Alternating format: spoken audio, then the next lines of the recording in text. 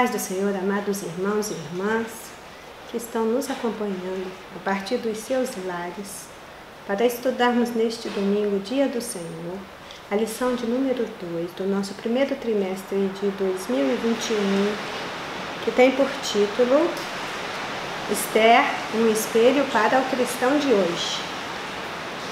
Nosso textuário diz que alcançava Esther aos olhos de todos quanto a viam.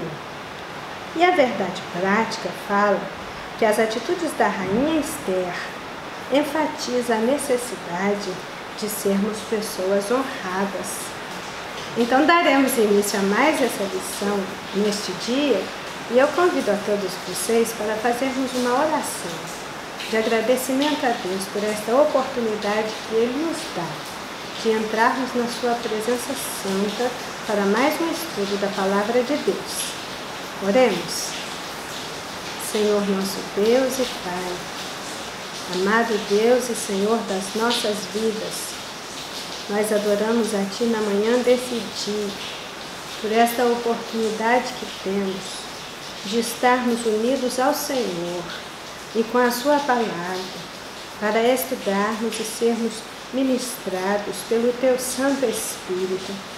Que haja entendimento, que haja crescimento espiritual, que as nossas vidas sejam alcançadas e verdadeiramente a Tua Palavra efetue transformação no íntimo de cada um que se dispôs a passar esta parte da manhã com o Senhor. Louvado seja o Teu nome por mais essa lição abençoada da nossa Escola Bíblica Dominical. Em nome de Jesus, oramos. Amém. Queria dizer aos irmãos que o nosso pastor ele não está aqui fazendo essa introdução, porque essa semana ele teve que viajar para atender a uma demanda da nossa Convenção do Estado. Mas vamos então à introdução da nossa lição. Diz a nossa introdução: o livro de Esther nos descreve de uma maneira afetuosa as estratégias de Deus, o qual agiu de modo silencioso para proteger o povo hebreu dos seus inimigos. Veja, observe algumas coisas que já foram faladas na aula anterior em relação ao livro de Esther. Mesmo com seu nome ausente do livro, isso também cumpre um propósito soberano e excelente de Deus, desconhecido ao nosso entendimento, mas com toda certeza de acordo com os desígnios eternos. Então, mesmo que o nome de Deus esteja ausente do livro, Deus trabalhou em favor do seu povo de modo surpreendente, sobrenatural, como Ele sempre faz. Muitas vezes os israelitas se endureceram e fizeram o que era mal diante dos olhos do Senhor, e temos isso registrado em diversas passagens. Mas Deus nunca negligenciou os seus cuidados amorosos para com o seu povo, mesmo quando Ele os colocava debaixo da vara da disciplina. Sabe o que lemos lá em Isaías 54, versículos 7 e 8? Por um breve momento eu te deixei, mas com grandes misericórdias eu te recolherei. Com um pouco de ira escondi a minha face de ti por um momento, mas com benignidade eterna me compadecerei de ti, diz o Senhor, o teu Redentor. Lá em 2 Timóteo, no capítulo 2, o verso 13 diz: se nós formos infiéis, Ele permanece fiel, porque não pode negar-se a si mesmo. Então, irmãos, nós vamos descobrindo as estratégias de Deus em cada meandro da história, em cada cena para os próximos capítulos. Silenciosamente, sem alarde, as coisas vão se desenvolvendo de tal maneira para que ao final o vencedor de todas as batalhas, o único Deus do céu e da terra, possa emergir glorioso, conduzindo o seu povo em uma vitória que parecia improvável e até mesmo impossível. Então, o que vai acontecer com essa lição é que nós vamos aproveitar para voltar um pouco na história, avaliando do capítulo 1 algumas ideias mais apuradas do contexto sócio-histórico da cultura da antiga Pérsia. Vocês lembram que na lição passada a gente já começou diretamente no capítulo 2 de Esther? Então, nesta lição nós vamos poder voltar no capítulo 1 de Esther para poder pensar um pouquinho a partir do contexto sócio-histórico, cultural da antiga Pérsia. Para pensar no primeiro tópico, e esse primeiro tópico está versando sobre o papel do cristão no mundo, nós veremos que tudo nesta lição foi elaborado de modo para olharmos para aquela época enxergando os dias de hoje, para termos em Esther um espelho onde mirar, principalmente nos momentos de maiores embates desta vida. Muitas questões que estão colocadas neste tópico primeiro, elas estão repetindo pensamentos chaves que já foram vistos na lição passada. Quando, por exemplo, a gente lê sobre fazer a diferença, que aparece no tópico 1º e no tópico 2º desta lição, isso também já foi abordado na aula passada e várias vezes. Então, nós vamos identificando alguns pontos relevantes nesta lição, que também foram pontos relevantes na lição passada. Isso cumpre um objetivo pedagógico de nos ajudar na memorização dessas ideias que estão sendo trabalhadas nesta lição. Bem, agora tem uma coisa. Vai ser muito fácil nesta lição a gente deixar o livro de Esther de lado para falar de outros assuntos. Por quê?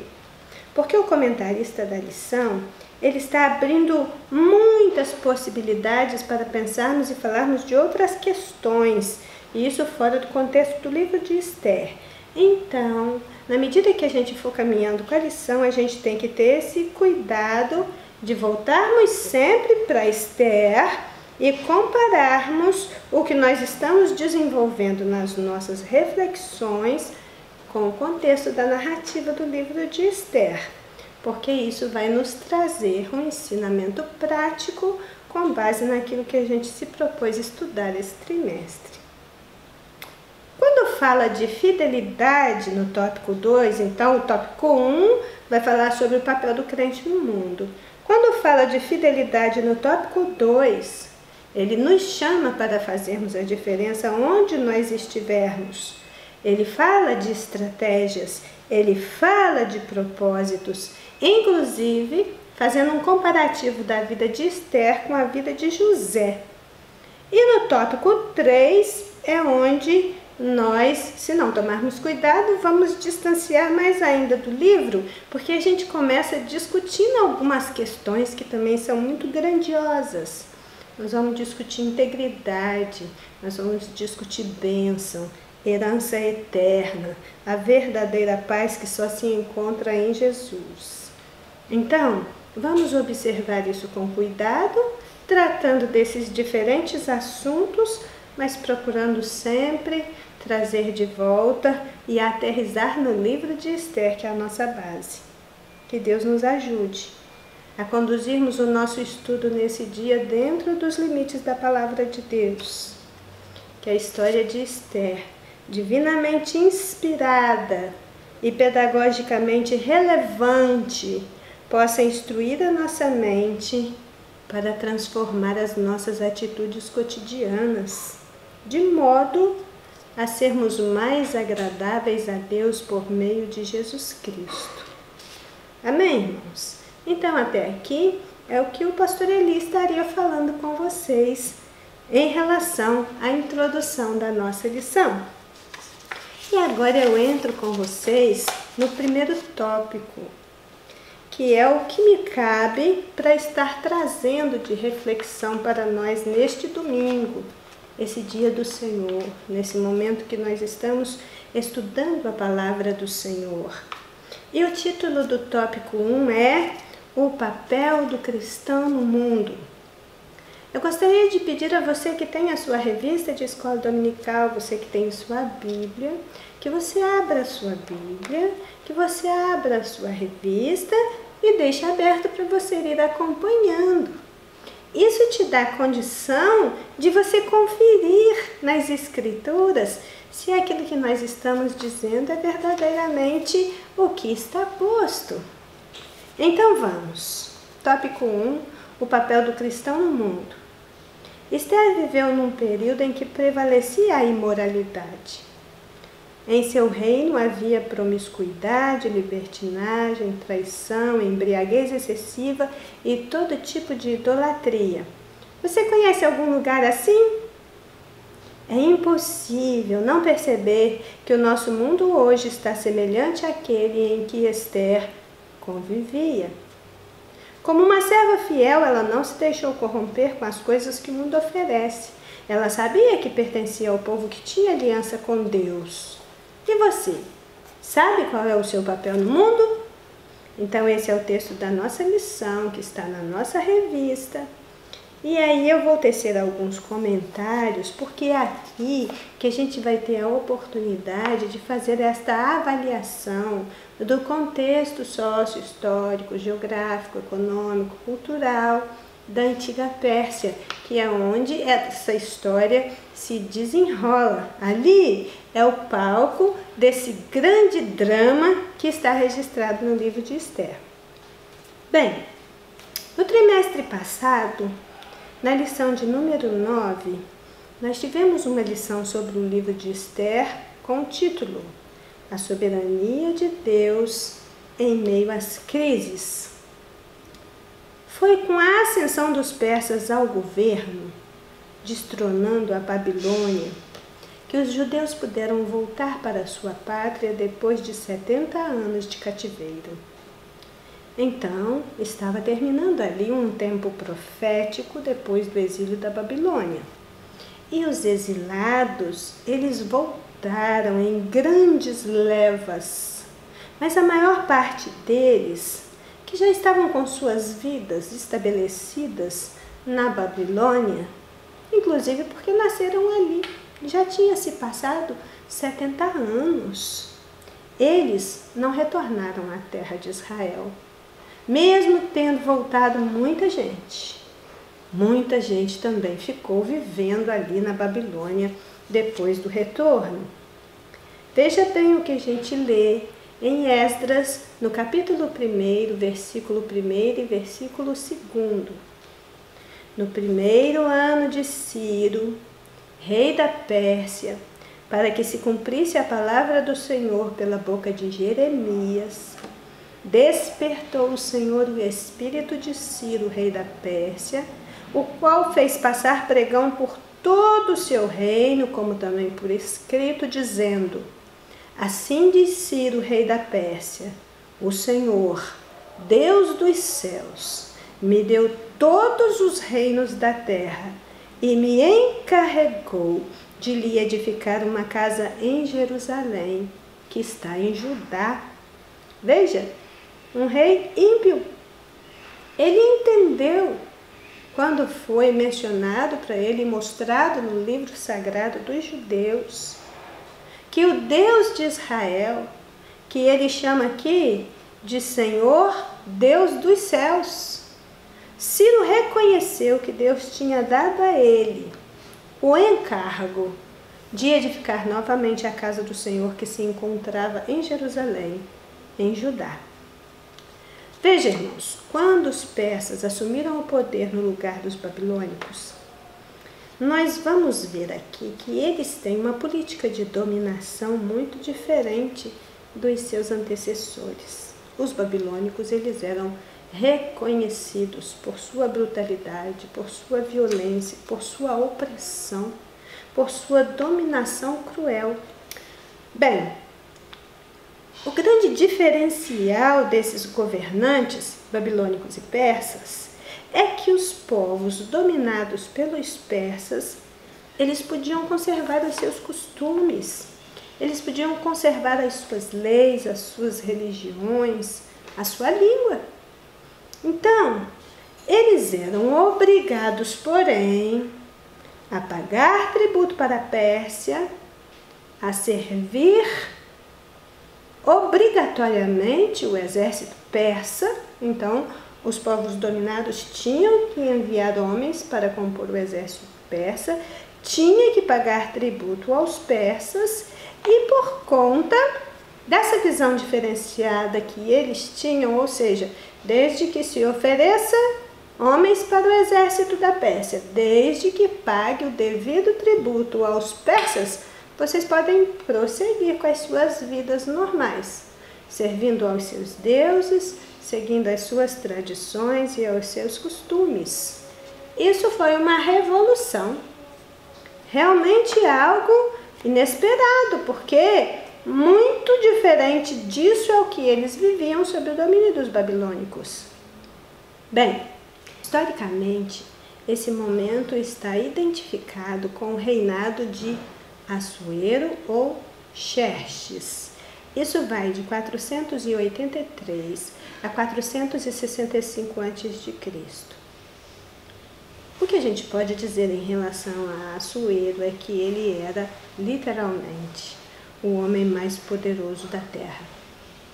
Ele não se compara a ninguém na atualidade. Império nenhum neste mundo foi mais poderoso do que o Império Persa. Ele realmente estabeleceu um império de um âmbito não somente geográfico, mas de dominação como nenhum outro.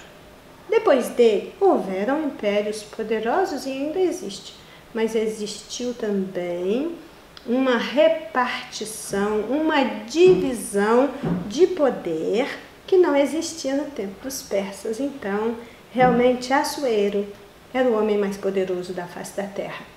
E o império que ele dominava era o império mais vasto, maior em tamanho, maior em poder, que já existiu durante todo o tempo da história.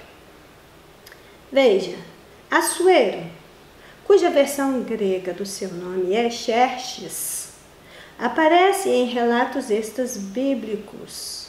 Ele reinou de 485 a 465. A história dele não está apenas na Bíblia, ela está em muitos relatos extra-bíblicos nos livros de historiadores, tanto da época quanto da atualidade. Nos relatos gregos do Antigo Testamento, ele pode aparecer também com o nome de Artaxerxes, mas quando esse nome aparece, o personagem em questão é o próprio Xerxes. Ele vem da linhagem de reis persas que estavam no domínio de todo mundo conhecido da sua época. Não havia ninguém mais poderoso do que ele em seu tempo. Veja, o magnífico palácio de Xerxes ocupava 10.000 metros quadrados da Acrópole da grande cidade elamita de Suzã. Bem, cronologicamente, os acontecimentos de Esther estão datados no ano 3º de Xerxes até o 12º deste mesmo rei. Então, os relatos do livro de Esther vão do ano 481 até o ano 471 a.C. No vastíssimo império conquistado pelos persas, que também são conhecidos como Medo-persas por causa da unidade entre esses dois povos, prevalecia.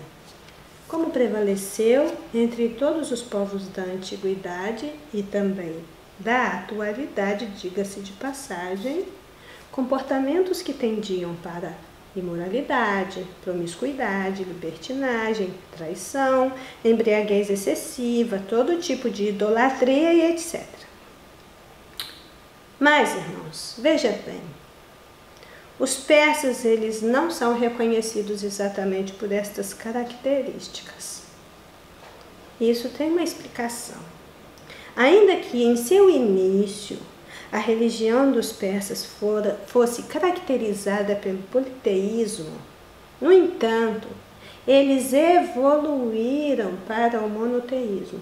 No século VII e no século VI a.C., nós vamos ver aí a presença de um chamado profeta, que é reconhecido como Zoroastro. E esse profeta, que é conhecido como Zoroastro ou Zaratustra, que é o seu nome mais utilizado, ele é o fundador da religião chamada de Zoroastrismo, ou também Mazdeísmo. Essa era a religião oficial do Império Persa.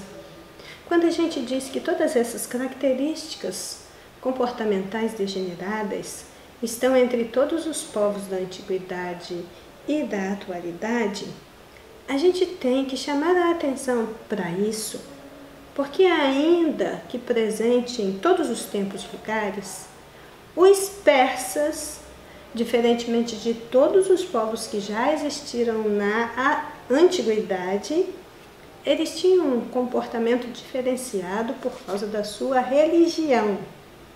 Eles eram seguidores do fundador da religião chamada de Zoroastrismo ou Mazdeísmo. E o zoroastrismo era caracterizada principalmente pela defesa da existência de duas forças concretas, que seria o bem versus o mal. A religião de Zaratustra se fundamenta nesta base. Essa dualidade de forças era representada pelos dois principais deuses do zoroastrismo. Você tem aí Ahura Mazda ou Hormuz Mazda, que é considerado como o deus do bem, e Ahriman ou Angro Mainyushi. Esses nomes assim, às vezes, eles parecem confusos, mas são importantes. Por quê? Porque eles identificam divindades. Essas divindades, elas eram obedecidas, essas divindades eram reverenciadas, elas eram seguidas. Então os persas, ou a religião de Zaratustra, o zoroastrismo, eles entendiam que há duas forças no mundo combatendo todo o tempo, o bem e o mal, que seria Ahura Mazda e Ahriman, o bem e o mal. Veja, todos os princípios do mazdeísmo foi escrito, foi registrado no livro sagrado dos seguidores do zoroastrismo, que é um livro chamado de Zend Avesta, ou Avesta, simplesmente. Então, eles têm um livro sagrado, eles têm um fundador de religião, eles têm uma filosofia religiosa que eles seguem com base nesse fundador, que chama a atenção de todo seguidor desta religião para o embate das forças entre o bem e o mal. Então, os persas, eles entendiam que eles precisavam viver para fazer o bem. Que o bem, a prática do bem, seria um meio de salvação. Por isso que, diferentemente dos babilônicos, quando eles começaram a governar, eles tratavam os povos dominados de um modo mais benevolente por uma questão religiosa. Eles achando que fazendo isso, eles iriam então alcançar a salvação. Nós vamos ver aqui que a pregação dessa religião consistia em levar os seus seguidores a uma adoração a Ahura Mazda, que seria o deus do bem, que segundo eles era o que garantiria que o mal não triunfasse. O triunfo do mal aconteceria quando os indivíduos não dissessem sempre a verdade e não fossem bons uns para com os outros. Ainda que, como disse o comentarista, prevalecesse naquele tempo imoralidade, libertinagem, traição, embriaguez excessiva, todo tipo de idolatria, nós não podemos deixar passar esta questão maior desse fundo histórico que nos conta quem eram os persas e como eles agiam. O imperador persa seria um representante do Deus do bem na terra, de quem, segundo eles diziam, ele recebera o poder, comandando as pessoas na luta contra o mal. Então, nós percebemos a tentativa de aplicação dos princípios desta religião na relação que os persas, representados pelos seus reis e demais governantes, mantinham com os vários povos que foram subjugados durante a expansão da civilização persa na antiguidade. Existia por parte dos persas um exercício religioso para serem bons e para praticarem o bem, porque eles acreditavam que nisso estava a salvação deles. Agora veja, e eu penso que é por causa disso que o comentarista está chamando a atenção para esse lado mal do ser humano, vamos assim dizer. Registra a narrativa bíblica que Assuero ofereceu aos governantes do seu povo um banquete que durou 180 dias. Veja, irmãos, você participar de um banquete 2 dias, 3 dias, já começa a ficar enfadonho, né? Agora imagina você participar de um banquete durante 180 dias, naquele palácio colossal, comendo tudo do bom e do melhor, extravagantemente, por muito tempo. Então, a imensa fortuna de Assuero lhe permitia esse tipo de extravagância. A gente pode dizer nesse momento que ele é o dono da terra. O mundo inteiro lhe pagava impostos. Realmente, ele fez isso porque isso era uma coisa que ele podia fazer. A gente entende, ele estava dando um tempo no seu palácio lá em Suzã, por causa das derrotas que ele vinha sofrendo repetitivamente no seu embate contra os gregos. A gente não vai entrar nesse assunto porque essa é uma outra questão. Ele sofreu algumas derrotas tão sérias em algumas batalhas contra os gregos que ele realmente se retirou para o seu palácio. E depois destes 180 dias de banquete que ele deu para os seus principais governadores, os maiorais das satrapias, ele então ofereceu mais um banquete de 7 dias para o povo. Então ele deu banquete dos governantes do reino, ele deu banquete para o povo, e a Bíblia ainda fala de um terceiro banquete. O banquete que Vasti, a esposa de Assuero, estava dando para as mulheres do reino. E nessa história dos banquetes, banquete para cá, banquete para lá, com bebida farta sendo oferecida gratuitamente, o pano de fundo para a ascensão de Ester ao reino da Pérsia vai se desenrolando. Talvez por isso o comentarista tenha feito essa associação do ambiente insólito e altamente degenerativo desses banquetes regados a muita bebida alcoólica com a degeneração da sociedade antiga e atual. Mas existe muita coisa de valor e aprovada entre os antigos persas que os distinguia dos outros povos. Agora, o que nós somos convidados a pensar com essa história é que, independente do ambiente onde crescemos e nos desenvolvemos, a fé em Deus precisa nos conduzir com distinção e vida abundante. Nós cremos que o Deus que nós servimos com seu divino poder, nos dá tudo no que diz respeito à vida e à piedade, inclusive condições de pensar sobre o nosso papel no mundo e viver de tal modo que o nosso bom porte em Cristo seja a nossa marca. Eu gastei um pouco mais de tempo na introdução desse tópico 1, porque eu considero muito relevante fazermos essa introdução, esse retorno ao capítulo 1 de Esther, onde esses fatos estão narrados. Mas vejamos o que diz o ponto 1.1. Devemos confiar no amor de Deus. Deus disse através do profeta Jeremias: com amor eterno eu te amei. Jeremias 31:3. Ele nos criou, ele se importa conosco. Uma prova deste amor nota-se na vida de Esther, que tinha uma íntima e saudável comunhão com o Senhor. Deus sabia que ela não abandonaria as verdades transmitidas por seu primo Mardoqueu, Esther 2:7. Temos observado que nos dias atuais, muitos cristãos estão abandonando suas verdades.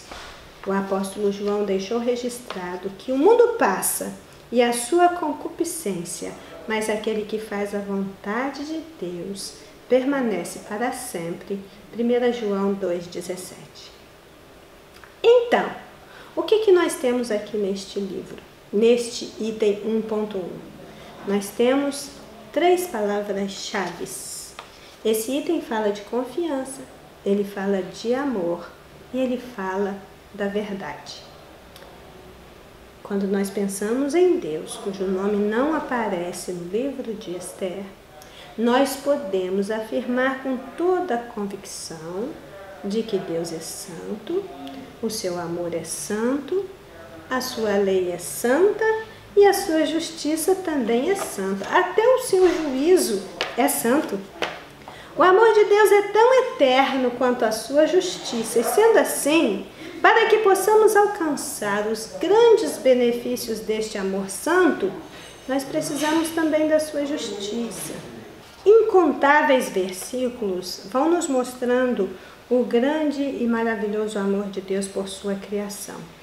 Jesus Cristo é uma das provas contundentes deste inexplicável amor de Deus pela humanidade.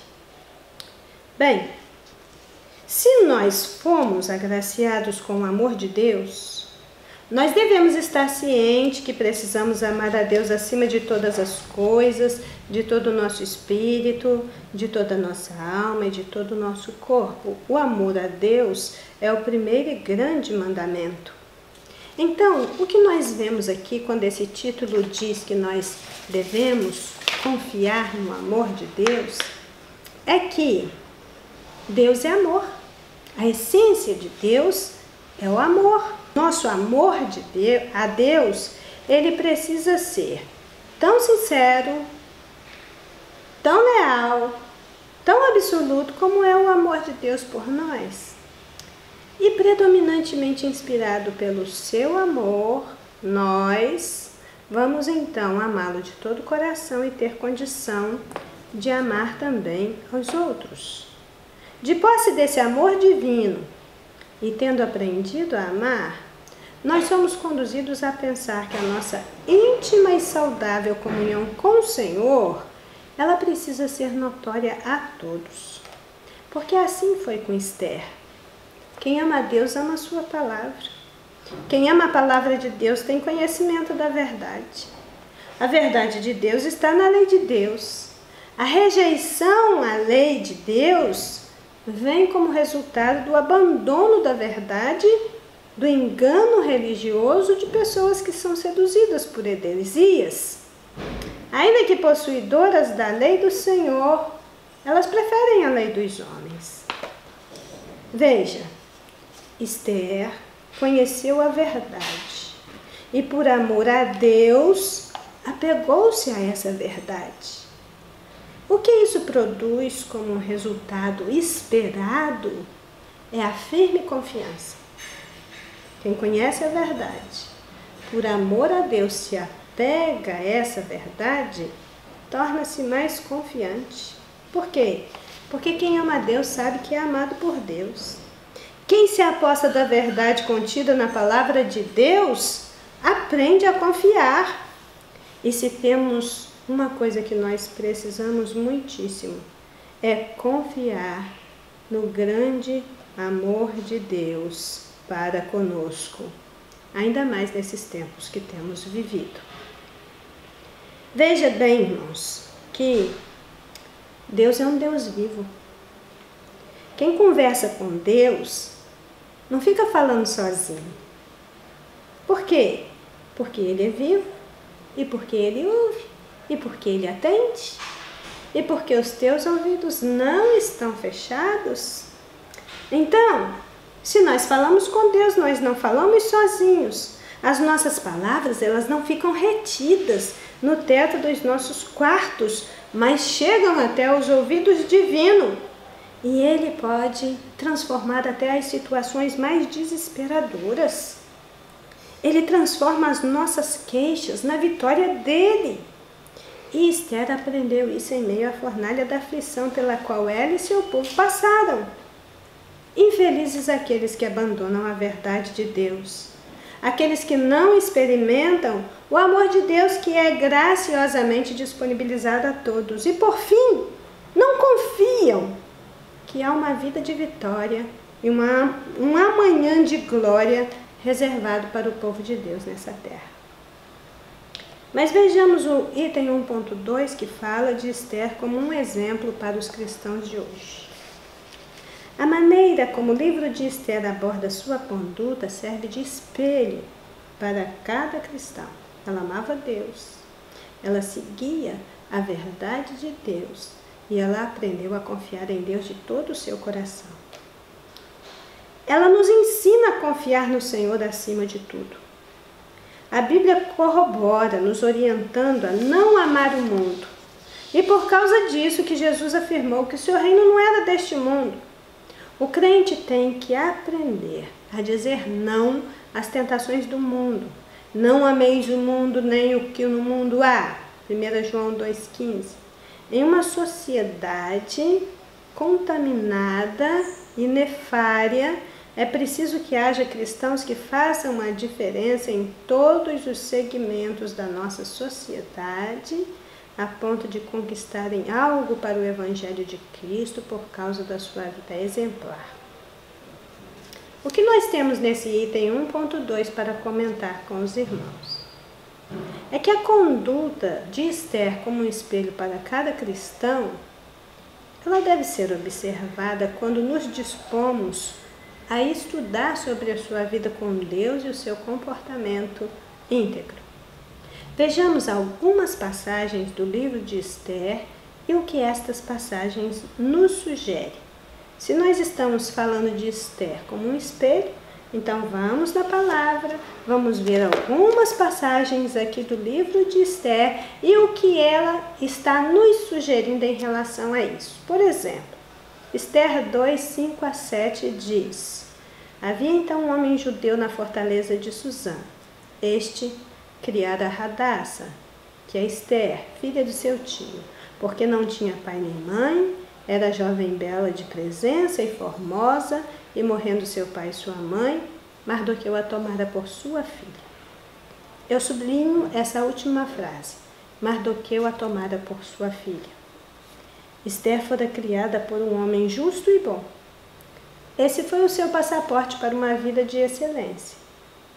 Isso num primeiro momento. Ela aprendeu de primeira mão tudo o que precisava para uma vida vitoriosa.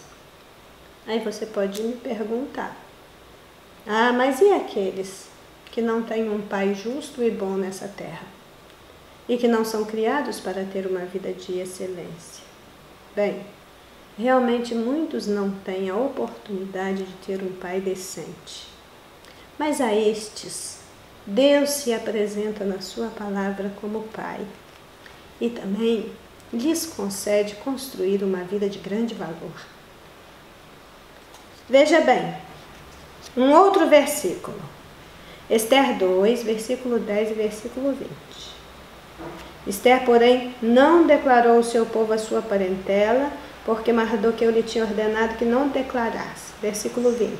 Esther, porém, não declarava a sua parentela e o seu povo, como Mardoqueu lhe ordenara, porque Esther cumpria o mandato de Mardoqueu, como quando a criara. Então, nós vimos no primeiro momento que ela foi criada por um homem justo e bom, que lhe ensinou os princípios da palavra de Deus. Segundo, ela se tornou uma pessoa obediente. Por obediência a Mardoqueu, Esther não declarou a sua nacionalidade quando foi admitida no Palácio Real. Nós vemos então a obediência como uma marca registrada de Esther, o que faz dela verdadeiramente um espelho para os cristãos do nosso tempo. Outra coisa, Esther capítulo 2, versículo 15. Chegando, pois, a vez de Esther, a filha de Abiail, tio de Mardoqueu, que a tomara por filha, para ir ao rei, coisa nenhuma pediu, senão o que disse Hegai, o camareiro do rei, guarda das mulheres. E alcançava Esther graça aos olhos de todos quanto havia. Então, como espelho, Esther recebeu uma educação e depois se comportou à altura da educação recebida. Esther era obediente. Mas uma coisa realça aqui nesse capítulo 2, versículo 15. Coisa nenhuma pediu.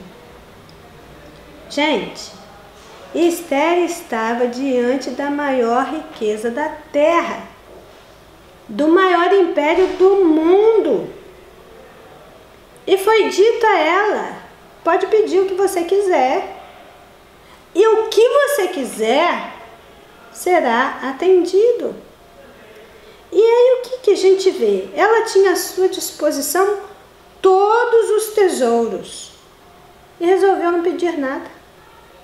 Realmente, essa é uma lição muito importante, tão importante que deveríamos aprender com seu exemplo. Porque o que há de tão precioso nesta vida que devemos desejar como nosso tesouro particular? Como devemos nos comportar diante do luxo, do glamour, diante de tudo aquilo que o dinheiro pode comprar?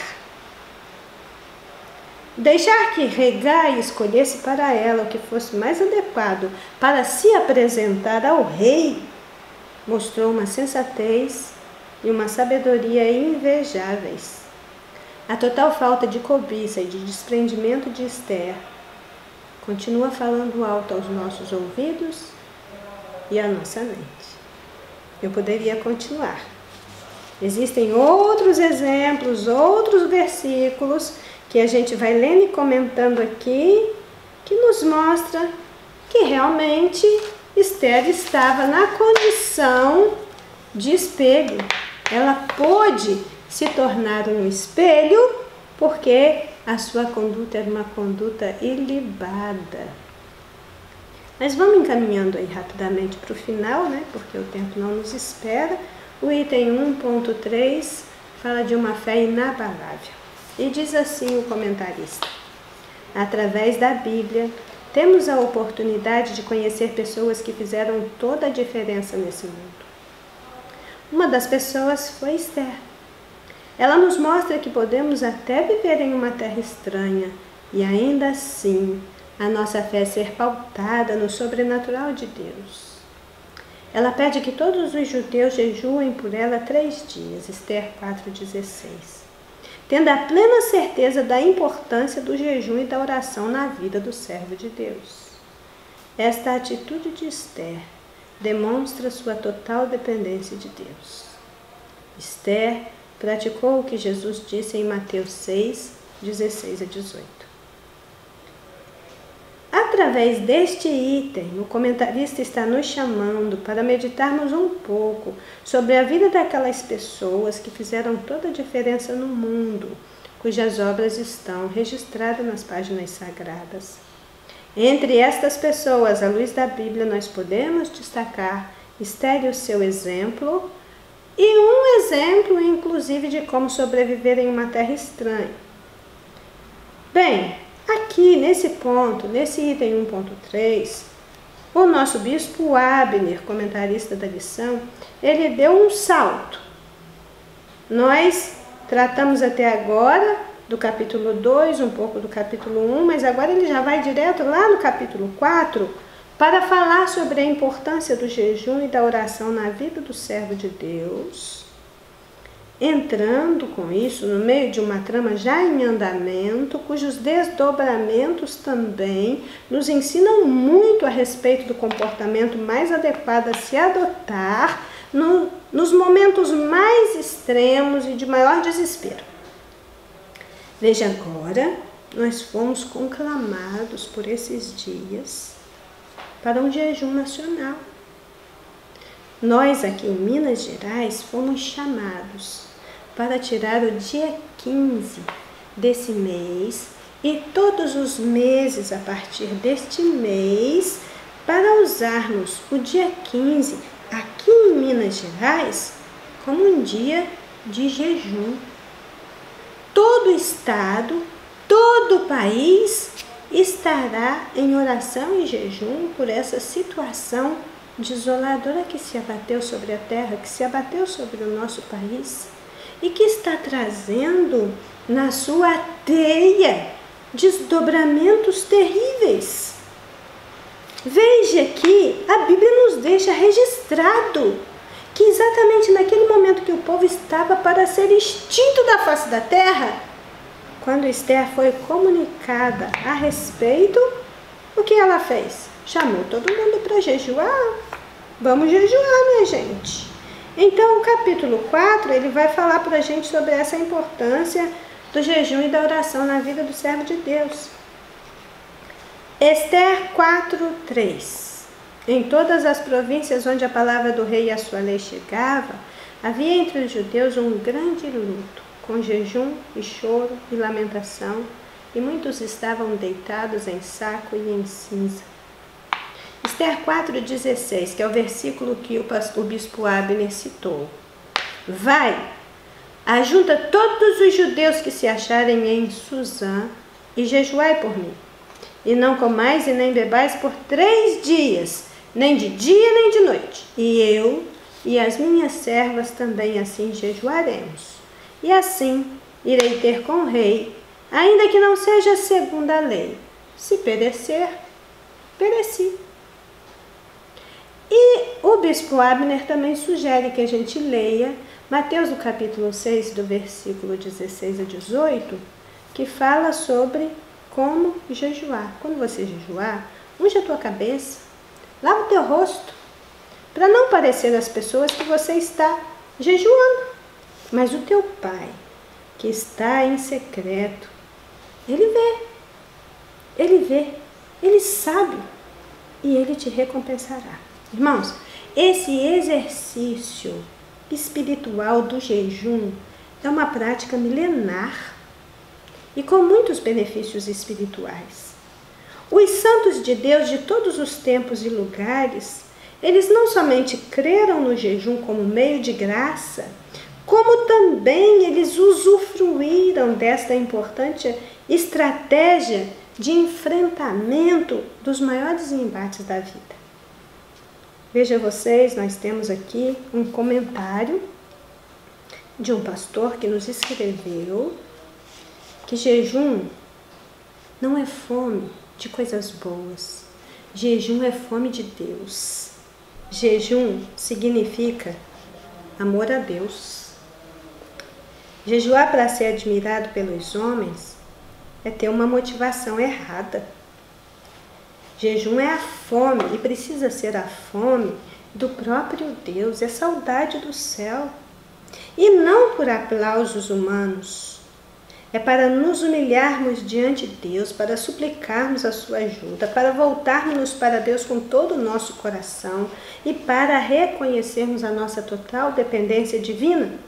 O jejum é um instrumento para nos fortalecer com poder divino diante dos ataques do inferno. Quem escreveu foi Hernandes Dias Lopes. Na Bíblia, jejum é a abstenção de alimentos com finalidades espirituais. Quem está de jejum pode associar a estes momentos leitura da palavra, oração, consagração. Mas veja, irmãos, a Bíblia não ordena a prática de jejum ou de qualquer sacrifício pessoal. Deus recebe, porque Ele sonda os corações e Ele sabe quando queremos ofertar a Ele com inteireza de alma. Mas isso não é uma exigência. Todavia, tanto o jejum quanto as ofertas que nós trazemos a Deus são de grande valor prático. É certo que a articulação do jejum com a oração era comum e observado por todos os judeus. Então, quando se diz que Esther convocou um jejum nacional, está implícito que eles também usaram esse tempo para orar. Há exemplos bíblicos de oração por causas difíceis, acompanhadas por jejum, ou jejum acompanhado por oração, em inúmeras passagens bíblicas. O certo é que a nossa dependência a Deus se exterioriza a partir desses atos. Então, nós devemos jejuar. Jejuar para mais poder de Deus, para mais proximidade com Deus, para mais conhecimento da vontade de Deus e para mais contentamento em tudo que Deus faz. Quando jejuamos, nós declaramos a nossa fome por Deus e jejuamos porque amamos mais a Ele do que a nossa comida. O tempo de jejuar chegou quando Jesus Cristo ascendeu aos céus. E até que Ele volte, devemos adotar esta prática como uma disciplina espiritual necessária, que nos fará grande bem se a praticarmos corretamente e de conformidade com a palavra de Deus. Se vocês lerem Mateus 9, versículos 14 e 15, vão entender o quanto foi dito aí por Jesus em relação à importância do jejum, a partir do momento que ele não estivesse mais com os seus discípulos. Então esse foi o ponto 1 da nossa lição, um tópico um pouco maior, por conta dessas questões que tivemos que introduzir, de explicações a respeito do contexto sócio-histórico dos persas na antiguidade. Mas o foco desse ponto é que há um papel que o cristão precisa desempenhar no mundo. E se você não sabe como desempenhar bem esse papel, você tem aí o livro de Esther para te ajudar nessa tarefa.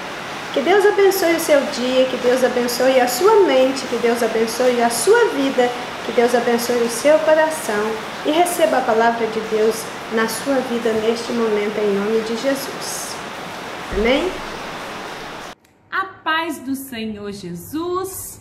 Quero já de antemão agradecer ao nosso pastor presidente, pastor Moisés Pereira Pinto, pela tão valiosa oportunidade de estar aqui e poder contribuir na escola bíblica dominical. Eu tenho aqui a responsabilidade de trazer o tópico 2, que é apresentar Esther como exemplo de fidelidade. No tópico 2 está escrito: em sua carta a Timóteo, Paulo escreveu: ser o exemplo dos fiéis na palavra, no trato, na caridade, no espírito, na fé, na pureza. Que está em 1 Timóteo 4,12.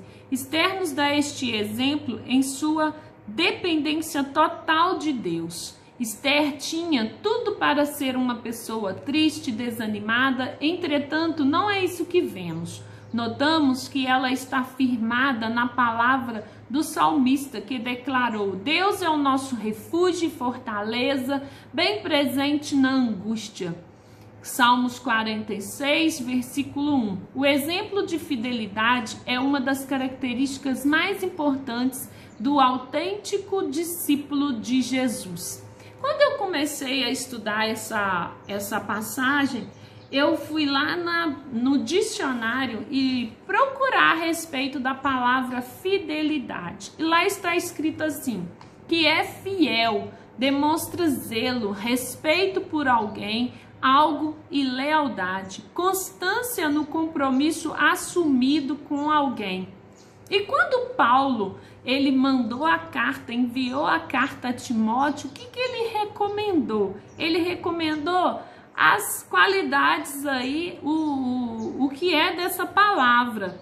Exemplo de fiel na palavra, no zelo com a palavra, no respeito com as pessoas, na bondade, no espírito, uma pessoa de fé e com pureza de pensamento. Esse aqui é uma fórmula completa, né? É um recado com peso para qualquer um de nós sermos imitadores de Cristo, porque Cristo foi assim.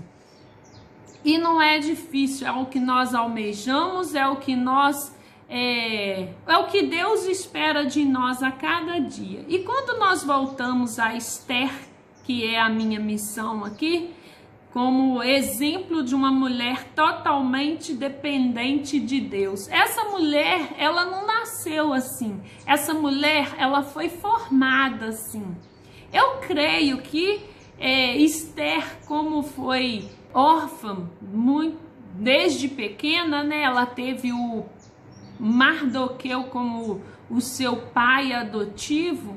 Ela deve ter tido, com certeza, na ausência do pai e da mãe dela, tanto Mardoqueu para educá-la, como ela, como filha, também deve ter tido privação de muitas coisas que quem tem os seus pais biológicos tem com maior facilidade. Então ali o Senhor já começou a formar essa mulher guerreira, essa mulher que, mesmo sabendo que era tão frágil, que não tinha, né, características de uma guerreira propriamente dito, mas o Senhor estava formando ali como guerreira, uma mulher que estava acostumada a desafios. Com certeza ela não tinha as coisas com tanta facilidade, ela tinha uma luta por sobrevivência e vivia ao lado do seu tio, atendendo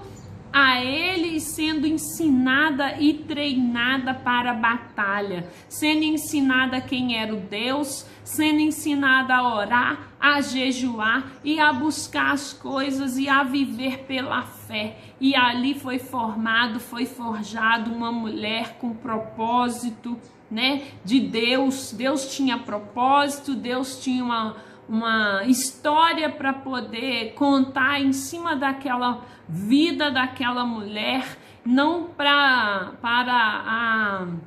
o êxito somente dela, mas para a glória de Deus e do povo de Deus, escolhida para ser referência, para estar na frente, para direcionar mulheres a estar fazendo, né, a vontade do Senhor e a lutar, mesmo que com forças pequeninas, mas na total dependência do Senhor, sendo humilde. Na palavra do Senhor fala de uma mulher bela, de uma mulher atraente, com certeza, e atraiu aos olhos do rei, mas ela não era uma mulher formada apenas de aparência. Ela tinha uma vida com Deus e ela era dependente do Senhor. E ela ganhou aquela missão ali, e logo quando veio a missão tão grande que ela corria tantos riscos, já que o rei tinha já assinado um decreto que ninguém poderia chegar à sua presença se não fosse convidado, ela tinha que ter ali estratégias do céu para salvar não só a sua pele, arriscar a sua vida, mas também todo o povo de Deus que estava ali naquele lugar. E ela buscou, né? Ela buscou. Todas as vezes que nós ganhamos uma missão e que nós nos vimos diante dessa missão, que é muito maior do que nós, eu quero te falar que você já foi treinado, você já foi forjado lá atrás, assim como Davi diante de Golias. Quando Davi esteve ali diante de Golias e viu o insulto daqueles filisteus, daquele filisteu para com o rei dele, o povo de Deus, logo Davi se posicionou e com certeza lembrou aquele menino que quando estava lá no pasto cuidando das ovelhas, o Senhor já estava treinando e ele pôde usar ali não a armadura do rei, mas a armadura do Senhor e as estratégias em que o Senhor já tinha dado,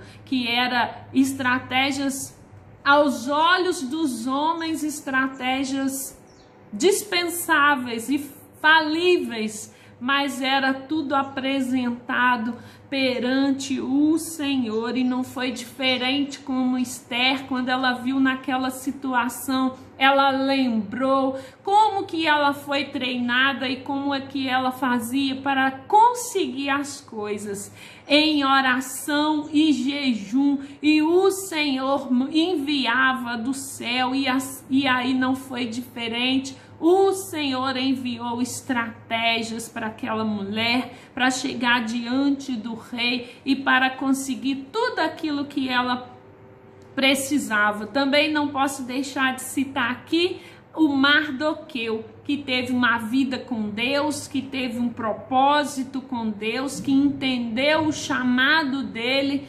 para a vida da Esther. Ele foi uma ponte e ensinou ali fidelidade para Esther, talvez falando e repetindo várias vezes durante o dia, mas também colocando para ela as coisas que ele vivia no dia a dia.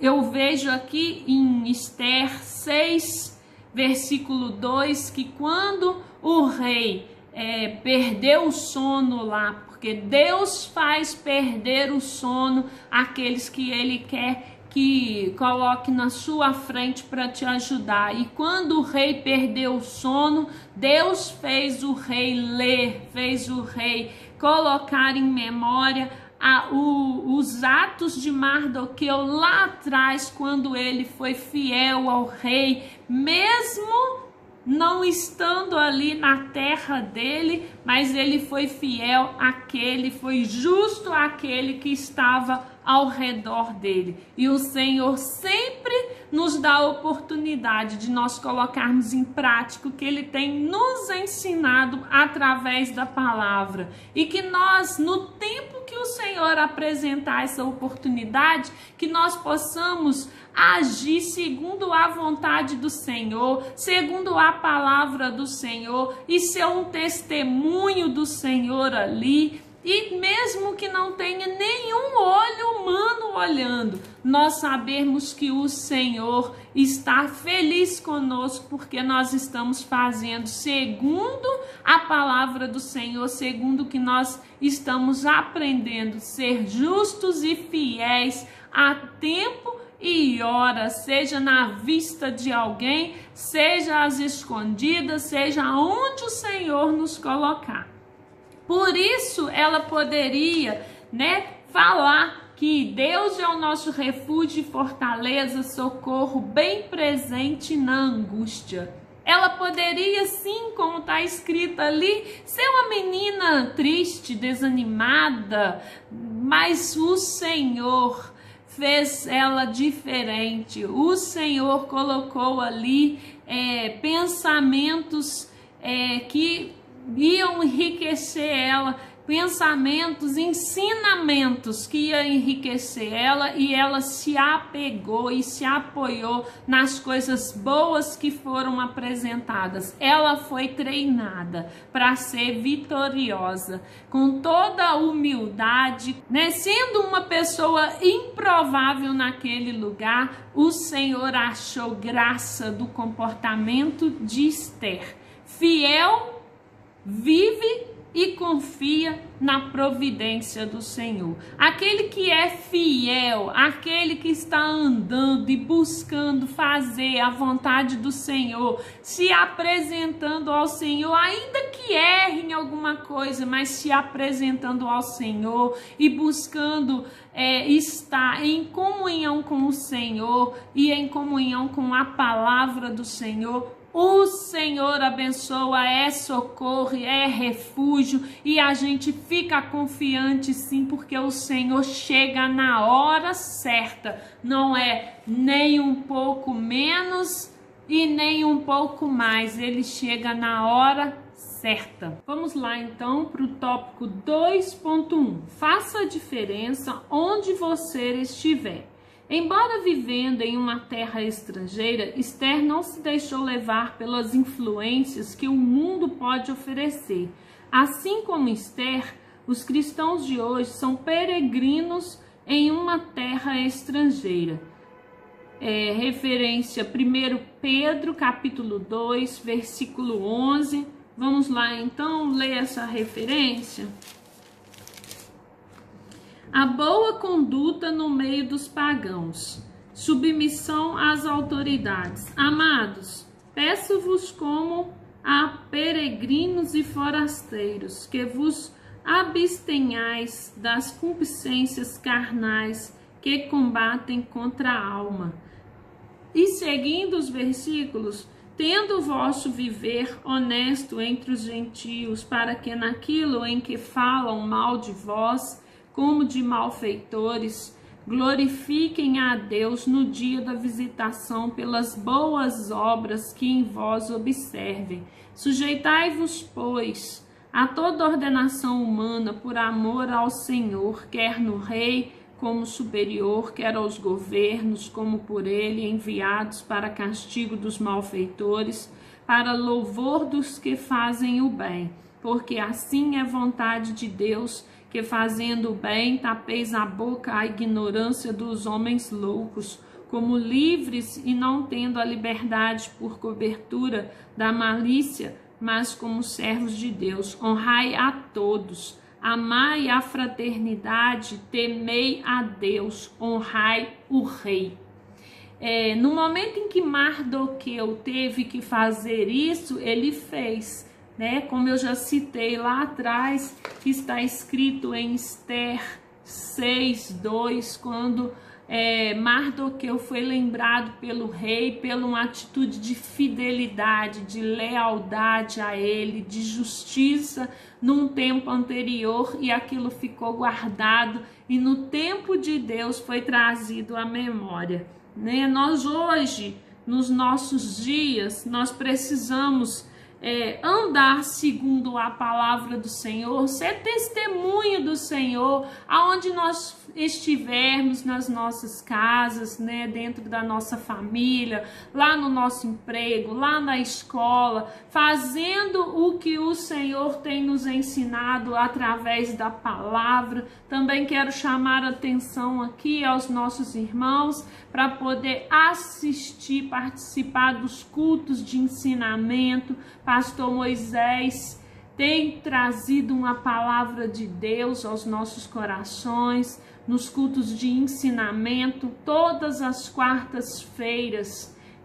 Deus tem usado ele poderosamente. Então não tem como, quando nós não somos alertados, de ir até naquele lugar, na palavra que o Senhor quer nos orientar, o Senhor prepara quem nos alerta. Desde que você anda em obediência, buscando a face do Senhor, honrando aqueles que é para honrar, o Senhor vai te mostrar o caminho da bênção. A palavra do Senhor diz: honrai a todos, amai a fraternidade, temei a Deus e honrai ao rei. Nossa prefeita agora é a Margarida. Honrai a Margarida. A Margarida é a nossa prefeita. Mesmo que talvez você quisesse coisa diferente, a nossa prefeita agora é a Margarida. E na palavra do Senhor fala para nós honrarmos as nossas autoridades, respeitarmos as nossas autoridades e também orarmos por nossas autoridades. Sermos leais. Nós somos assistidos a todo tempo pelos olhos do Senhor e por aqueles que não conhecem o Senhor, mas sabem que você e eu somos servos do Senhor e estão esperando algo de Deus na nossa vida a todo tempo. Nós não podemos errar, nós temos olhos e olhos em cima de nós. Então, busca fazer certo.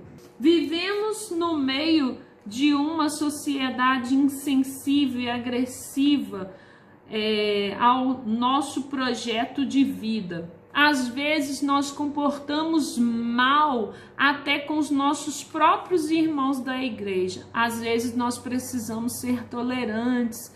Às vezes nós precisamos fazer que não vimos, para que a pessoa no tempo devido ela se conserte e ela reveja os seus atos. E se Deus der a oportunidade para que a gente possa falar com toda humildade, que o Senhor, coloque as palavras devidas, mas que não seja de nossas mãos, que não seja de nossa boca, que não seja vindo de nós nenhum tipo de comportamento que não seja para a glória do Senhor, principalmente criando contendas e confusões dentro da igreja do Senhor.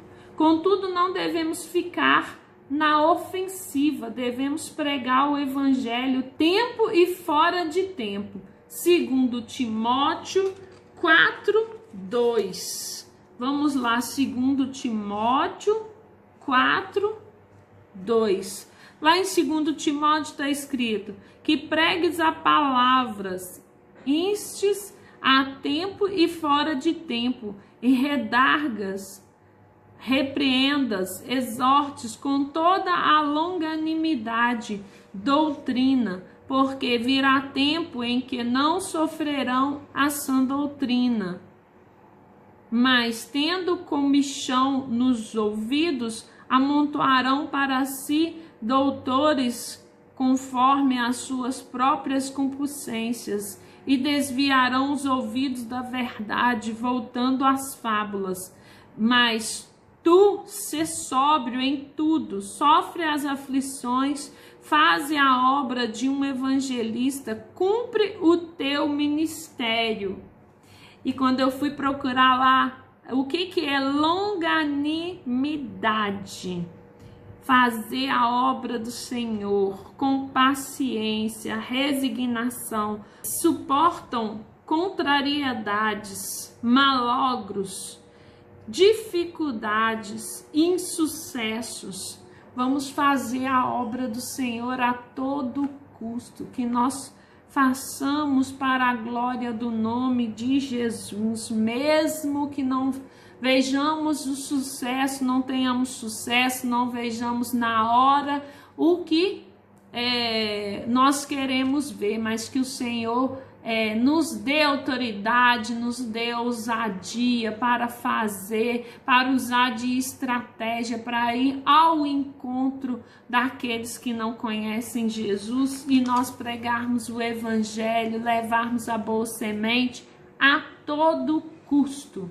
E que isso comece dentro da nossa casa, treinando os nossos filhos, sendo o exemplo de fidelidade dentro da nossa casa. Precisamos ser totalmente dependentes de Deus e Ele honrará as nossas atitudes. Aqui eu tenho um livro que fala que, subjugado por forças estrangeiras depois do exílio, o povo de Deus deveria se sentir-se o mais fraco da sociedade, mas ainda mais fraco do que um judeu exilado numa terra estranha era uma mulher judia, e mais fraco ainda do que todos seria uma jovem órfã de descendência judia. Deus, mais uma vez, empregara um de seus métodos favoritos para cumprir os seus propósitos e levantara a mais fraca dentre os fracos, colocando numa posição de imensa importância estratégica. Coube, porém, a Esther a tarefa de decidir se desempenharia o papel oferecido por Deus. E aí? E nós? O Senhor às vezes nos coloca em locais de estratégia e fica aguardando de nós a nossa posição, nosso posicionamento. O Senhor não está querendo nenhum diploma, nenhuma capacidade. O Senhor está querendo as pessoas que falam: eis-me aqui, Senhor, usa-me a mim, do jeito que for a sua vontade, e ficar na dependência do Senhor, porque tudo que o Senhor faz, Ele faz para a glória dEle e não para a nossa glória. Nós somos meros instrumentos do Senhor, mas ainda assim o Senhor ainda nos honra para fazer as suas obras e seus projetos virem até o teu povo. Como têm sido as suas escolhas? Estamos dando prioridade ao que realmente importa? Nossas famílias realmente estão em primeiro lugar nas nossas escolhas? Estamos fazendo a obra do Senhor como de fato ela tem que ser feita? O Senhor nos leva a refletir hoje como está sendo o nosso trabalho, aonde o Senhor tem nos colocado. Que nós possamos pensar aí nessa reflexão que o Senhor trouxe para nós. Vamos lá em Efésios capítulo 1, versículo 3. Olha o que o Senhor fala para nós. As bênçãos de Deus em Jesus Cristo, autor da nossa redenção e cabeça da igreja. Bendito Deus e Pai do nosso Senhor Jesus Cristo, ao qual nos abençoou com todas as bênçãos espirituais nos lugares celestiais em Cristo.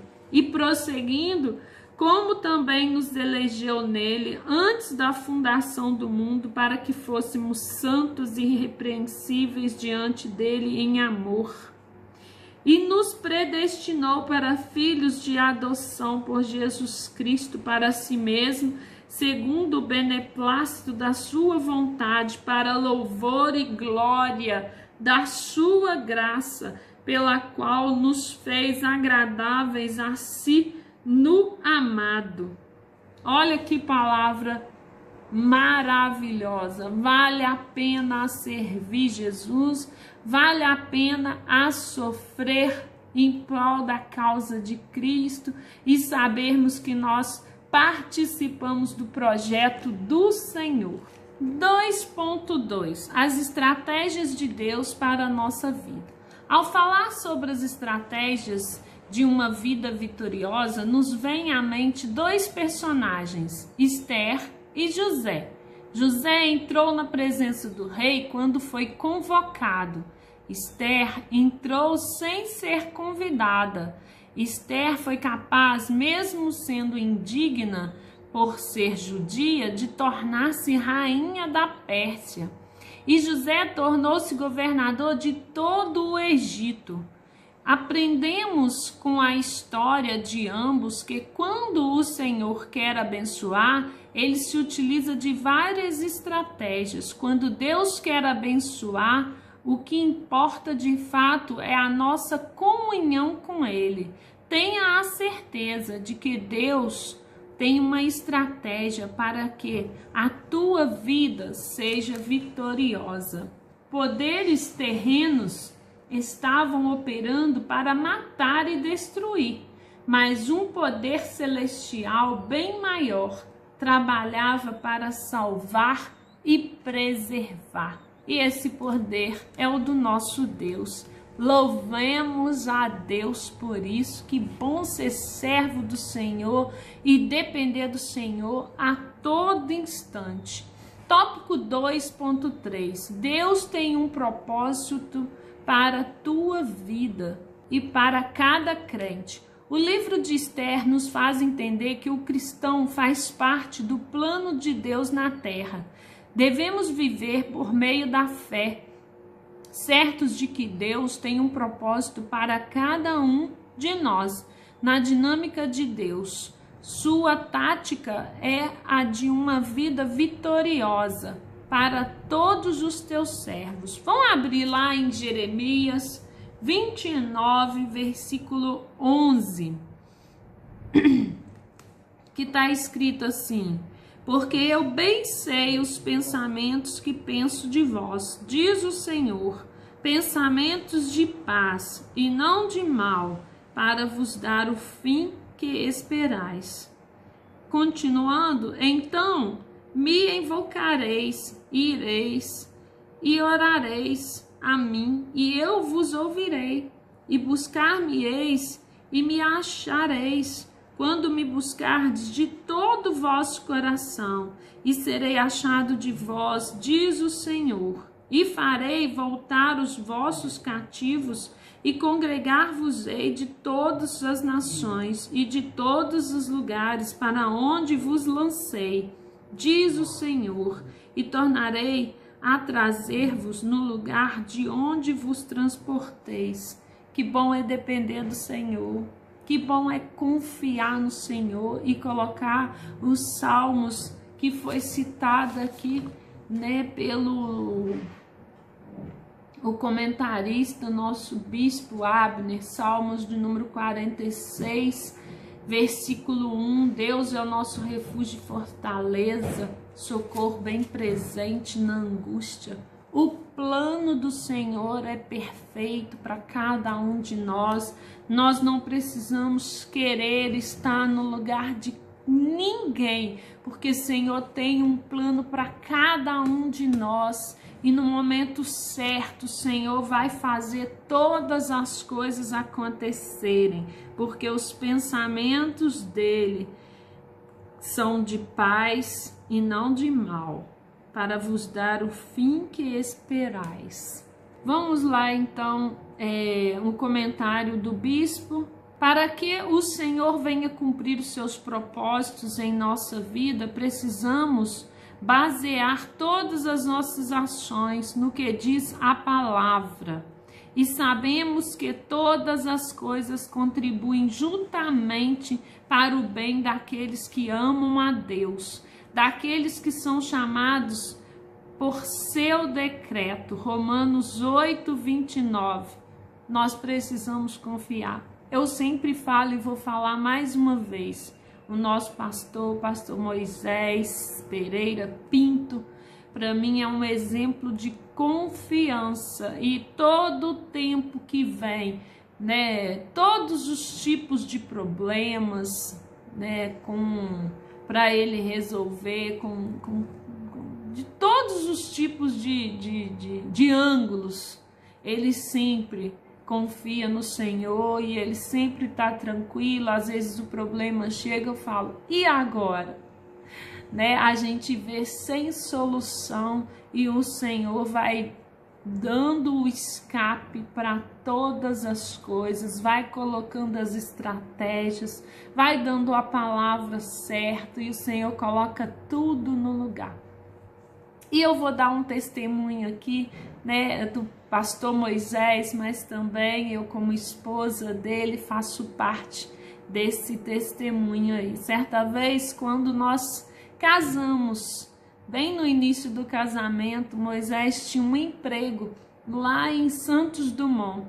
E era o único emprego dele, porque ele fazia residência.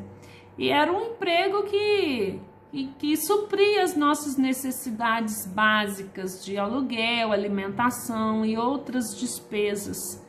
Nós não tínhamos condições fartas para poder fazer as despesas. Era aquele emprego que trazia os recursos para a gente pagar as despesas do mês. E aí ele foi para o trabalho lá em Santos Dumont e ele estava fazendo lá um excelente trabalho no hospital como neurologista. Só que certo dia ele chegou lá e a coordenadora daquele hospital, insatisfeita com as pessoas que relatavam a respeito dele, da bondade dele e das coisas, ela foi e também por ter lá as suas preferências religiosas, ela era espírita, então houve lá um desencontro lá e ela preferiu demitiu Moisés, mas ela não comunicou. E quando Moisés chegou para trabalhar e chegou lá, ela já tinha demitido e colocado uma outra pessoa no lugar dele. E ele chegou aqui muito triste e a gente ficou, né, como dizem por aí, no vácuo. E com isso, nós entramos com a estratégia que Esther entrou, né? Oração para Deus, né? Desvendar aquilo ali, trazer para a gente um ensinamento. E naquela semana mesmo, ou na outra semana, ele foi chamado em um outro lugar, que é aqui mesmo, em Juiz de Fora, para trabalhar, para ganhar um salário ainda muito maior do que o que ganhava lá, num tempo muito menor do que ele gastava lá e trabalhando pertinho de casa sem nenhum perigo pelas estradas. Então, que bom é confiar no Senhor, e antes que aquele mês virasse, já veio a providência do Senhor, e esse trabalho é um trabalho que ele tem até hoje já, né? O mesmo tanto de anos de casado é o tanto de anos que ele trabalha nesse lugar, há 22 anos, e que o Senhor providenciou assim, para a porta que Deus abriu para suprir as nossas necessidades naquela época, e até hoje ele é reconhecido nesse local, é uma pessoa valorizada não só financeiramente, mas como pessoa ali nesse local. Então, Deus cuida da gente em tudo. Não há motivo para a gente ficar desolado, triste, desanimado, como o comentarista falou. Se você vive no Senhor, confia no Senhor, com certeza você é fiel ao Senhor, Ele vai mandar providência do céu. Nenhuma resolução que possamos fazer é tão urgente como a coragem de amar aquele que nos amou primeiro e permitir que o seu propósito seja realizado na nossa vida. Eu quero ler aqui, mais uma vez, a respeito das promessas do Senhor para a nossa vida. Esse livro aqui é um livro que eu consultei para fazer o estudo aqui, não sei se vai conseguir. Esse livro aqui fala das mulheres, 52 mulheres da Bíblia que marcaram a história. É muito bom, fala bastante aqui de cada mulher da Bíblia aqui citada. Então está escrito assim: Deus usa com frequência pessoas improváveis para cumprir os seus propósitos. Ele elevou uma órfã judia à posição de rainha de um grande império. Esther começa como um ninguém e se torna alguém, uma mulher que arrisca a vida para resistir. Deus revela novamente a sua tendência de usar as pessoas mais improváveis e comuns para cumprir os seus propósitos divinos. Mas talvez você fique perguntando se Deus usaria você algum dia para cumprir os propósitos dele. Com todos os defeitos e as imperfeições que você sabe ter, como com sua falta de talento ou de sua influência. Sim, Deus pode. Ele não busca pessoas perfeitas, talentosas e influentes. Está em busca de pessoas dispostas a fazer a obra do Senhor. E essa mulher, como eu disse lá no início da lição, essa mulher não nasceu pronta. A Esther, ela nasceu com um propósito e ela aceitou esse propósito e foi construída, foi forjada, ela foi estruturada para o tamanho da missão que ela receberia, e não é diferente com cada um de nós. Não fique reclamando pelas dificuldades que vêm, mas tenta tirar uma lição de cada coisa que você atribui como uma dificuldade na sua vida. Não enjeita o que o Senhor colocar nas suas mãos para fazer, não só na igreja, mas na sua casa. Apresente ao Senhor, seja dependente do Senhor. Eu quero desejar para vocês uma semana de bênçãos, uma semana de vitória, uma semana de novidades do céu. Deus abençoe a cada um de vocês e não esqueça de apresentar ao Senhor o seu pouquinho, a sua pessoa, as coisas que o Senhor tem colocado. Eu tenho certeza que Ele vai fazer prosperar tudo no tempo certo. Seja fiel, obediente à palavra do Senhor a todo tempo. Deus abençoe a cada um. A paz do Senhor para todos os irmãos, dando continuidade à nossa querida Escola Bíblica Dominical. Nós estamos estudando a lição número 2. Esther, um espelho para o cristão de hoje. A vida de Esther é um espelho para o cristão, para hoje, para a atualidade. Nós já estudamos o tópico 1, o tópico 2, já vimos a introdução e agora vamos ver o tópico 3 e fazer uma breve conclusão. Quem foi Esther? É isso que a nossa lição está hoje desvendando, mostrando para nós quem foi Esther. Esther foi uma escrava criada por um pai adotivo. Ela perdeu seu pai, sua mãe, a sua pátria e foi morar como escrava em outro país, em outro império, sendo criado por um parente adotivo, por um primo adotivo que foi como seu pai. E o que aconteceu com Esther? A rainha Esther é eleita pela providência divina. Deus já olhava para Esther e via em Esther o que ele poderia fazer com ela e através dela como uma pessoa de Deus. Ela foi eleita por uma providência divina. Então o nosso tópico 3 é Esther, mulher íntegra e temente a Deus. Íntegra, na sua integridade ela servia a Deus e era temente a Deus. Ser temente é ser obediente a Deus. Esther é apontada na Bíblia como uma serva sincera, mulher íntegra e temente a Deus. Integridade é um termo abrangente que significa qualidade de íntegro, retidão, imparcialidade, pureza.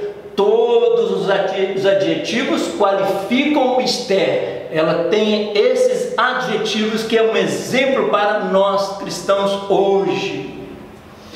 Esther quis mostrar ao rei o que era e não o que possuía. E hoje, muito interessante, nós não atentarmos só para ter, mas para o ser cristão. E é isso que ela mostrou para o rei. Quem era a Esther? A mulher íntegra. Chegando, pois, a vez de Esther, filha de Abiail, tio de Mardoqueu, que a tomara por sua filha, para ir ao rei. Coisa nenhuma ela pediu, e alcançava Esther graça aos olhos de todos quantos a viam. Então Esther alcançava graça diante de todo o povo. E a Bíblia vai nos ensinar para nós que a igreja primitiva, ela caiu na graça do povo. Todo o povo que nem era da igreja, a igreja era muito bem vista, e a igreja caiu na graça do povo. E a Esther também caiu na graça de todo aquele império e do rei. Esther, uma rainha fiel. Nós vamos ver que esta fidelidade foi muito importante para o sucesso de Esther. Seu verdadeiro tesouro não estava em sua aparência, e sim no fato da presença de Deus estar em sua vida. A presença de Deus na vida de Esther é que fazia a diferença. 3.1. A bênção do Senhor estava sobre a vida de Esther. A bênção do Senhor estava sobre a vida de Esther. Por sua fidelidade espiritual, o Senhor engrandeceu Esther diante das nações. Era um reino com 127 províncias, 127 países, e Deus engrandeceu Esther diante de muitas nações. Olha o que diz Esther 2,17. E o rei amou a Esther mais do que a todas as mulheres, e ela alcançou perante ele graça e benevolência. Graça e benevolência. Por ter encontrado graça em Esther, uma graça divina que estava nela, ele agiu de benevolência para com ela e para com todo o povo de Israel. E pôs a coroa real na sua cabeça e a fez rainha. Tornou-se rainha por uma providência divina. E aí o livro de Esther conta a história de Esther, história com H, uma história verídica, uma história verdadeira, de uma escrava em um outro país, em um outro império. Tem uma história linda e maravilhosa que nos dá muito exemplo de ser fiel diante do Senhor. Esther tinha a bênção de Deus sobre a sua vida. A bênção do Senhor é quem enriquece, e Ele não acrescenta dores. A bênção do Senhor é quem enriquece, e Ele não acrescenta dores. A bênção de Deus faz parte da promessa de Deus. Olha o que está em Provérbios. Os sinceros herdarão o bem. É promessa de Deus que os sinceros herdarão o bem. Por isso nós buscamos ser sinceros na presença do Senhor, que seguramente herdaremos o bem da parte do Senhor. Quando a bênção do Senhor está sobre a nossa vida, milagres acontecem. E a vida de Esther é um grande milagre. E o mesmo Deus de Esther continua fazendo milagre para aqueles que são sinceros. E eles continuam herdando o bem da parte do Senhor. Esther, por sua obediência, se tornou a mulher mais rica do Império Persa.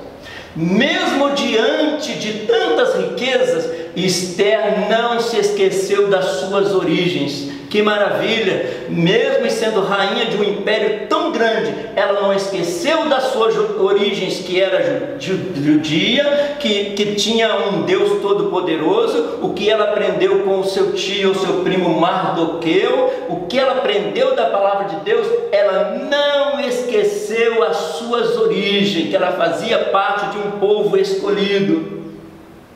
Então, é bom a gente lembrar que o Império Persa era todo um império, 127 províncias, a capital aqui em Suzã, onde Esther estava. Então, é um império muito grande. O que Deus colocou para com Esther, Deus abençoou Esther, foi grandemente. Muitas nações, ela estava ali como rainha. Jesus contou a parábola de um homem muito rico. Entretanto, ele era insensato, não tinha bom senso, ele era insensato. Era um homem muito rico, contudo tinha um grande defeito: não zelava pelo bem da sua preciosa alma. Cuidava das suas riquezas materiais, mas não cuidava da sua alma, que é eterna. Então o rico insensato, olhando para a sua colheita e já pensando nos celeiros, já pensando em coisas materiais e coisas que passam. A parábola do rico insensato: e direi à minha alma, assim o sensato diz, e direi à minha alma, alma, tens depósito muitos bens para muitos anos, descansa, come, bebe e folga. Mas Deus lhe disse: louco, esta noite te pedirão a tua alma, e o que tens preparado, para quem será? Assim é aquele que para si ajunta tesouros e não é rico para com Deus. Jesus contou esta parábola para voltarmos a nossa atenção para a nossa riqueza eterna. E o rico insensato só pensando em preencher os seus celeiros. Para o homem rico, seus bens materiais alimentaria sua alma. Os bens materiais não alimentam a nossa alma se alimenta da palavra de Deus. Jesus disse: nem só de pão viverá o homem, mas de toda palavra que procede de Deus. O alimento da alma vem da palavra de Deus. O Senhor chama de louco todos os que acrescentam patrimônios para si mesmos, mas não se interessam em ser ricos no relacionamento com Deus. Isto é muitíssimo importante. Temos um bom relacionamento com Deus. Os que confiam em Deus possuem as maiores riquezas. Os que confiam em Deus, no sacrifício de Jesus no Calvário, possuem a maior riqueza, a vida eterna.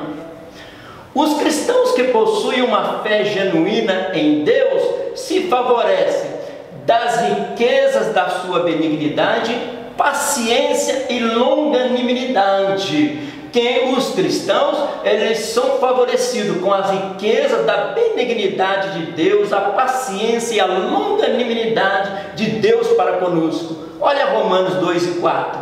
Ou despreza tu as riquezas da sua benignidade e paciência e longanimidade, ignorando que a benignidade de Deus te leva ao arrependimento?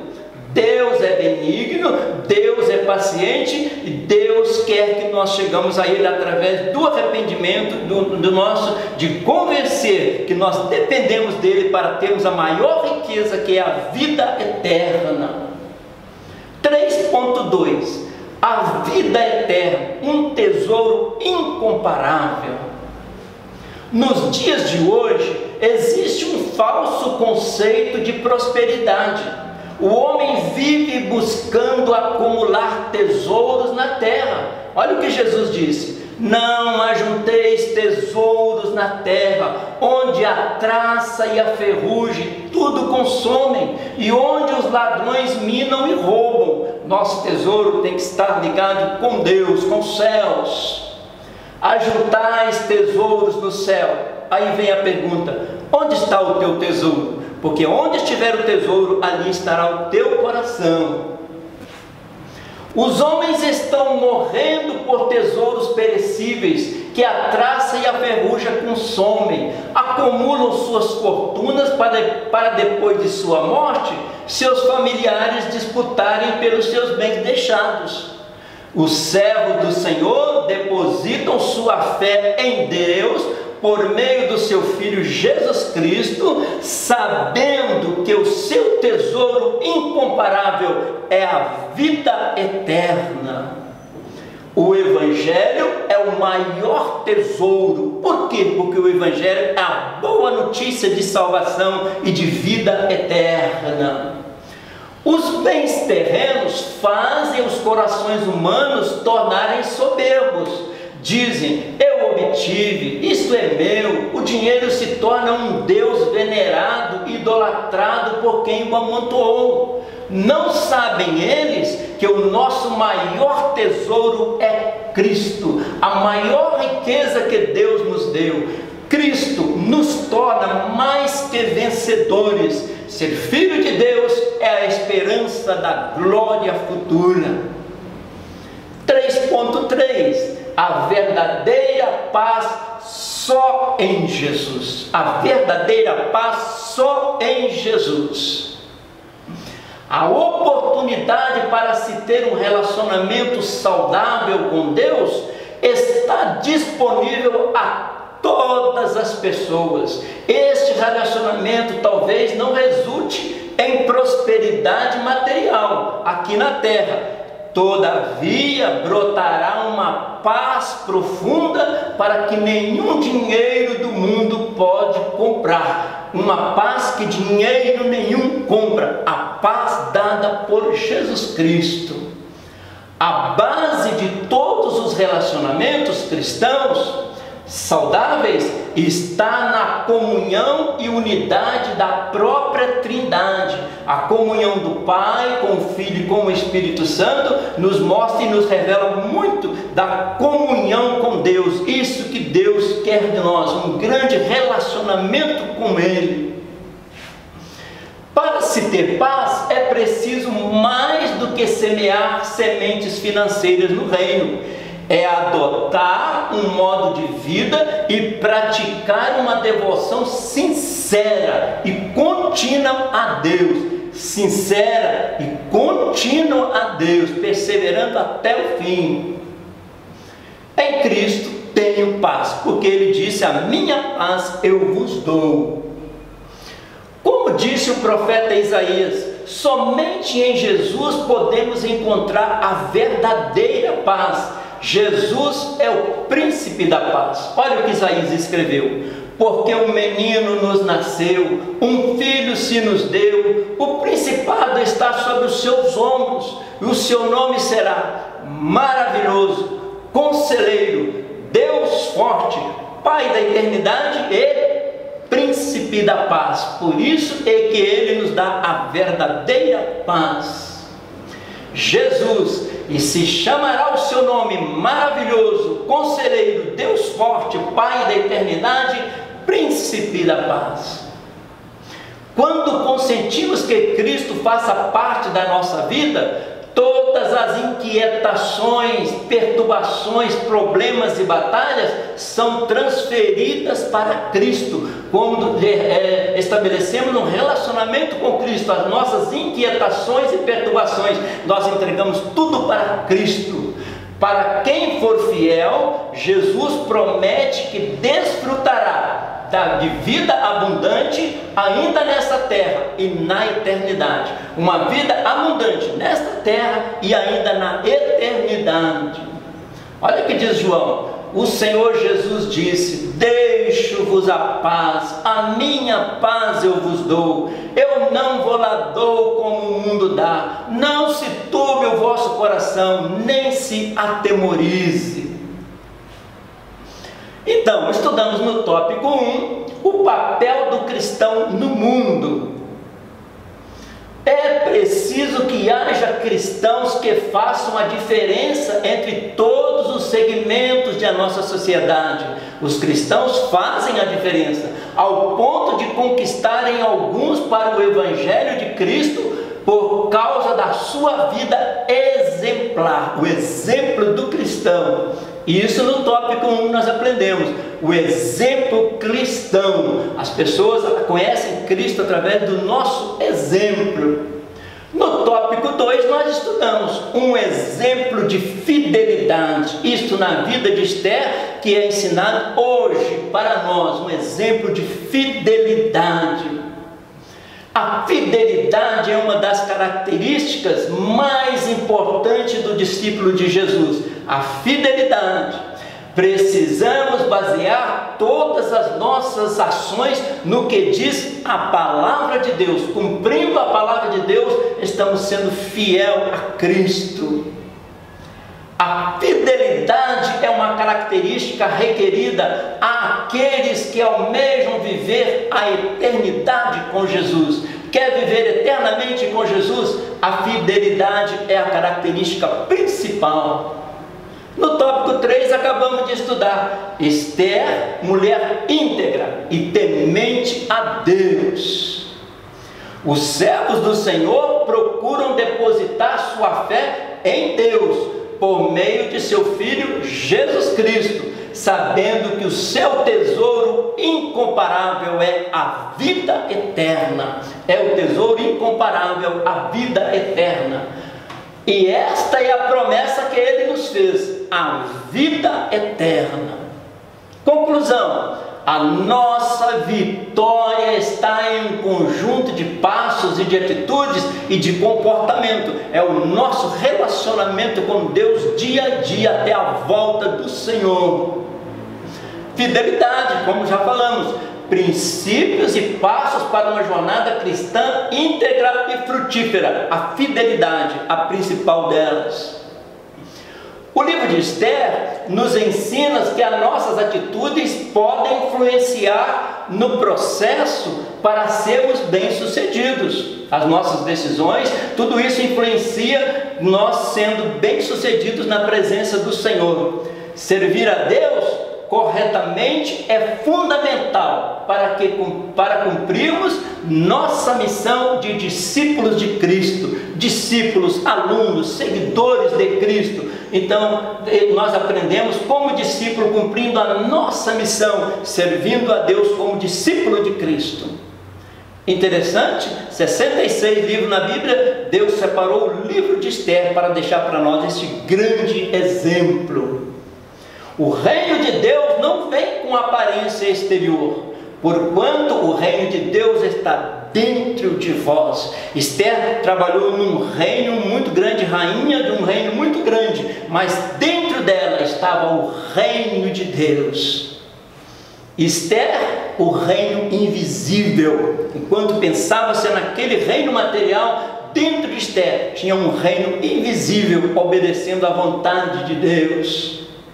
Olha o que Jesus disse: não vem o reino de Deus com visível aparência, nem dirão ele aqui ou ele lá, ou ele lá está, porque o reino de Deus está dentro de vós. Uma vez perguntaram para Jesus: o Senhor fala tanto deste reino, afinal onde ele está? Jesus disse: esse reino está dentro de vós, está entre vós, um reino invisível. Há um maior tesouro que a vida eterna? A vida eterna em Cristo Jesus. Que Deus nos abençoe após essa escola dominical e tenhamos esse grande tesouro, a vida eterna em nome de Jesus.